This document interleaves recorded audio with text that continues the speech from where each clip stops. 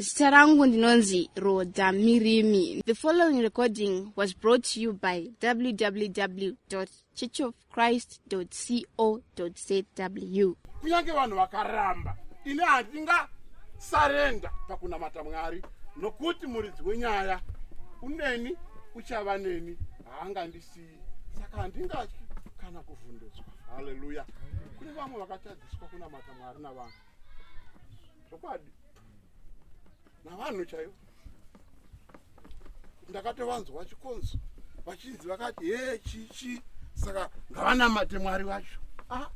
Iwe kutadziswa kunamata Mwari nemunhu akasikwa naMwari hakuna zvakadaro. I will never give up.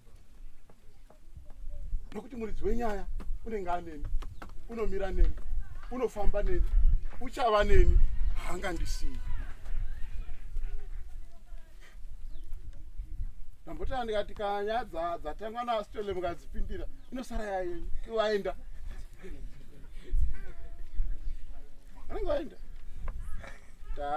Manaira akita zvibhagera aya apachagarika unotorwa pasi imunozocheuka muna muchimbomira oka zocheuka mocheuka vasitora pasi kwesinombofirei muridzi wenyaya pashi. Variko vamwe vakatanga masangano aya asi havasisiriko masangano avakadini avakatanga. Haleluya. Asi iri rakavambwa naKristu haangatisiyi haangatiregi saka nesu hatingaregi kumunamata. Haleluya. Amen.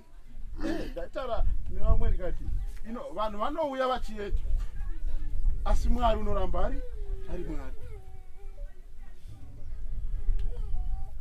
Vamwe vakamboita mbiri pamaTV ndokanjivataura nokuti havasisiko zvachose hameno kana vari kuti varipi hanzi Matthias and Mildred Ministries. Mamboinzwa Matthias and Mildred Ministries yakanetsa iwe vane mabhazi aitora vanhu kungofona kuti ndiri kuEdenburg ndakuya kuchechi kutoya mota inozokutora vanga vasvika palevhu iro asi kana kuzombovanzwa vanga vateera hameno kuti vakazosara vachiita zvipi haditika. Haleluya. Amen. Tinotarisa kuna Kristu muvambi nomukwanisi wokutenda kwedu saka hatinga neti hatingaperi simba hatingaori moyo pakunamata Mwari nokuti zvino muridzi akakunda rufu akafa akamuka.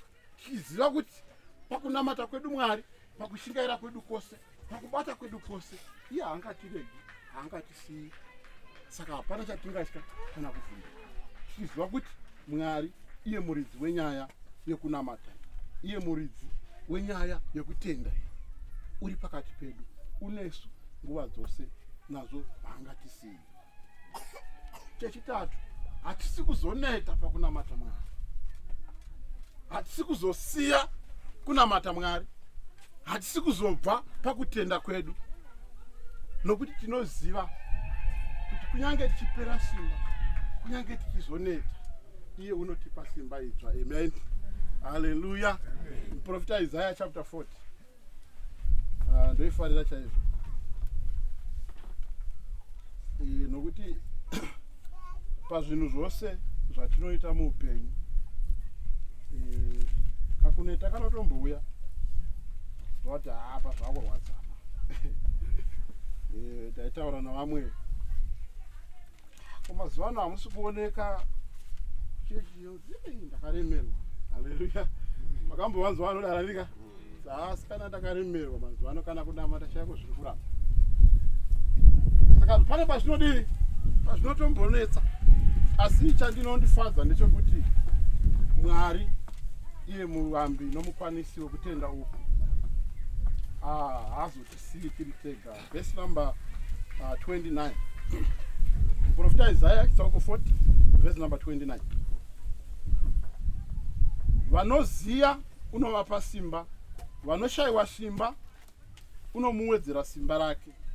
Kunyange vakomana vachaziya nokuneta nemajaya achawira pasi chose, asi vanomirira Jehovha vachawana simba idzva, vachabhururuka namapapiro samakondo, vachamhanya vasinganeti, vachafamba vasingazivi. Amen.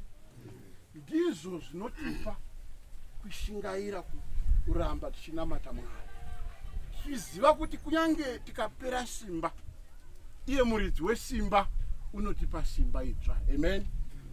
Tinoramba tichinamata Mwari tiripo pakutenda kwedu, tichiziva kuti kunyange upenyu ukarema, zvokusvika pakuneta panyama tigosvika pakuneta pamweya, tinoziva kuti kana tichimirira Jehovha, iye unotipa simba idzva. Haleluya.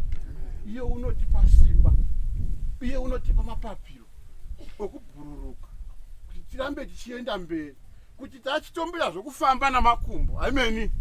Asi kana Mwari apindira, unotipa mapapiro okudini, okuita zvokutobhururuka kuti tisvike kwatiri kudini, kwatiri kuenda. Haleluya. Tiripo parwendo rwokunamata Mwari. Unotanga dziri tsoka, wonzwa kuti tsoka hadzichadi. Asi dzimweni dzenguva nokuti unoda kusvika, unotogona kuti kana kuri kukambaira ngandikambaira, chero ndadini ndasvika.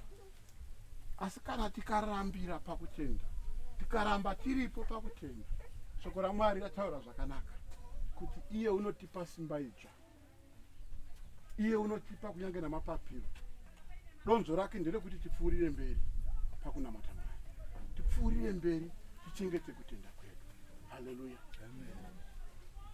Saka hatineti, hatiperi simba, hatiori moyo, nokuti tinoziva kuti patinopera simba, brother Chikonzo, with age zvinenge zvakurwadza kana kufamba kwasho, but Mwari vanoti ndinokupa simba idzva.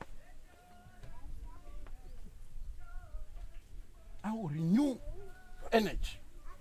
Simba idzva, ndakutonzwa senge ndiri kajaya, handeichiona. Kana wamirira Jehovha, havakusii, havakuregi, vanokupa simba idzva, vanokupa mapapiro, wogona kudini, kupfuurira mberi uchinamata Mwari, wofadza Mwari, iwe wozova nemufaro nezuva rekupedzisira. Haleluya. Ndiyo vavariro yatinayo kuungana kwese kuno. Saka tinoti mangwanani ano, musaneta pakunamata Mwari. Don't give up and never give up. Why? Chero mukazoneta, mukapera simba, zivai kuti ndikaramba ndimire pakutenda kwangu, ndine midzi pakutenda kwangu, Mwari uchandipa simba idzva kuti ndipfuurire kumberi. Church of Christ. I greet you all in the name of our Lord and Savior Jesus Christ. My name is Judith Chihia. From the bottom of my heart, I would like to invite you to join us at Chitungwiza Church of Christ every Sunday at 9 a.m. For more information, feel free to email using chitungwiza@churchofchrist.co.zw or send a message on the following number 0773 649 329 0773 649 329.